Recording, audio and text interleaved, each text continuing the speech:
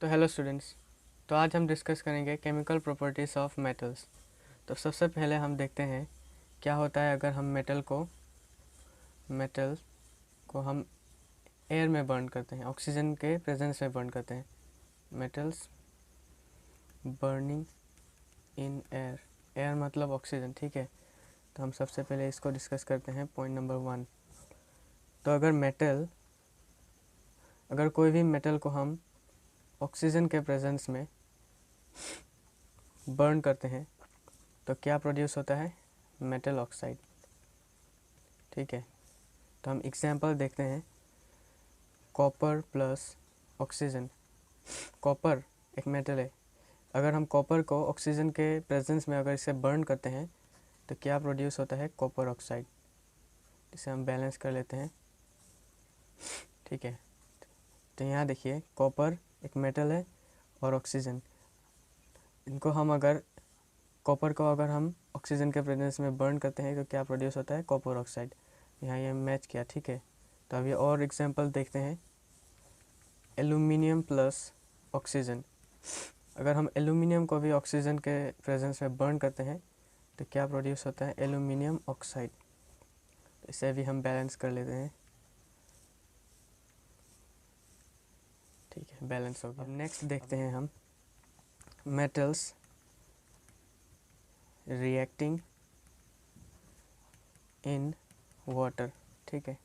तो metals reacting in water, अगर metal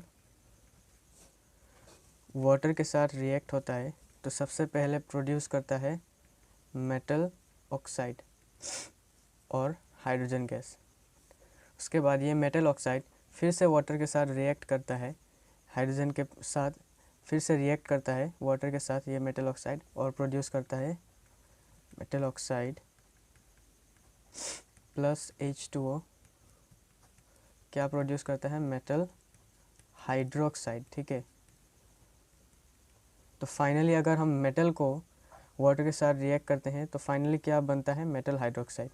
चलिए एग्जांपल्स देखते हैं, potassium plus H2O is equal to potassium oxide plus H2 gas, plus heat release होता है। ये एक्सोथर्मिक रिएक्शन है, ठीक है, बहुत ही रिलीज होता है। तो हम इसे बैलेंस करते हैं, तो यहाँ हम एक 2 लगाते हैं, यहाँ 2 और फिर यहाँ एक 2, तो ये बैलेंस हो चुका है, ठीक है। तो अगर हम किसी मेटल को वाटर से रिएक्ट कराते हैं तो क्या बनता है? फाइनली क्या बनता है? मेटल ऑक्साइड और हाइड्रोजन गैस रिलीज होता है, ठीक है। और एक एग्जांपल देखते हैं, sodium, sodium plus water is equal to sodium hydroxide plus H2 जो एक गैस है, ठीक है, और हीट रिलीज होता है, ठीक है। इसे भी बैलेंस कर लेते हैं हम, 2 यहाँ पर 2 और यहाँ पर एक 2, ठीक है। तो ये बैलेंस हो चुका है। देखिए, ये जो सोडियम है और पोटेशियम ये बहुत रिएक्टिव मेटल होते हैं। अगर हम इसे वाटर से रिएक्ट कराते हैं तो बहुत ही वायलेंट रिएक्शन होता है, ठीक है, बहुत ही एक्सोथर्मिक रिएक्शन होता है। और एक एग्जांपल देखते हैं, कैल्शियम प्लस H2O क्या होता है? Calcium hydroxide plus H2। तो यहाँ देखिए, अगर हम कैल्शियम को रिएक्ट कराते हैं वाटर के साथ तो कैल्शियम हाइड्रोक्साइड बनता है और H2 गैस मतलब हाइड्रोजन गैस बनता है, ठीक है। तो यहाँ कैल्शियम जो है वो उतना रिएक्टिव नहीं होता है, ये पोटेशियम और सोडियम जैसा। तो ये क्या होता है, जब हम इसे वाटर से रिएक्ट कराते हैं तो हाइड्रोजन गैस निकलता है पर बहुत स्लोली निकलता है, ठीक है। तो स्लोली निकलने के कारण बबल्स बनते हैं, हाइड्रोजन गैस के बबल्स बनते हैं जो इस कैल्शियम के साथ स्टिक हो जाते हैं। स्टिक होने के कारण कैल्शियम वाटर में फ्लोट करता है। तो ये एक फैक्ट है, ठीक है, आप याद रखना, क्वेश्चन भी आते हैं इसके ऊपर। कैल्शियम कैल्शियम स्टार्ट्स, लिख देता हूँ इधर, floating floating because the bubbles of hydrogen gas formed stick back to the surface of calcium। ये जो बबल्स फॉर्म होते हैं हाइड्रोजन गैस के, वो कैल्शियम मेटल के साथ स्टिक हो जाते हैं। स्टिक होने के कारण क्या होता है, वो हल्का हो जाता है। हल्का नहीं होता है पर बबल्स के कारण वो फ्लोट करने लगता है। ठीक है, इसके क्वेश्चंस भी आए थे पहले। तो नेक्स्ट प्रॉपर्टी देखते हैं हम। अगर हम मेटल्स रिएक्टिंग विथ एसिड्स, अगर हम मेटल्स को एसिड के साथ रिएक्ट कराते हैं तो क्या होता है।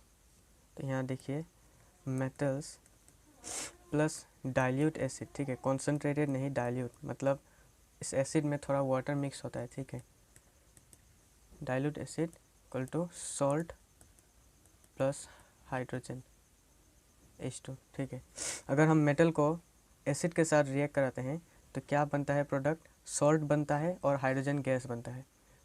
ठीक है, पर इसका एक एक्सेप्शन भी है। देखिए इधर, ये जो HNO3 है, नाइट्रिक एसिड, अगर हम इसको किसी मेटल के साथ रिएक्ट कराते हैं तो सॉल्ट तो बनता है पर H2 गैस रिलीज़ नहीं होता है। ठीक है, तो ये एक्सेप्शन है। इसके ऊपर भी क्वेश्चंस आते हैं, तो आप इसे याद रखना। ठीक है, हम नेक्स्ट प्रॉपर्टी देखते हैं। How do metals react with solutions of other metal salts. ठीक है, हाउ डू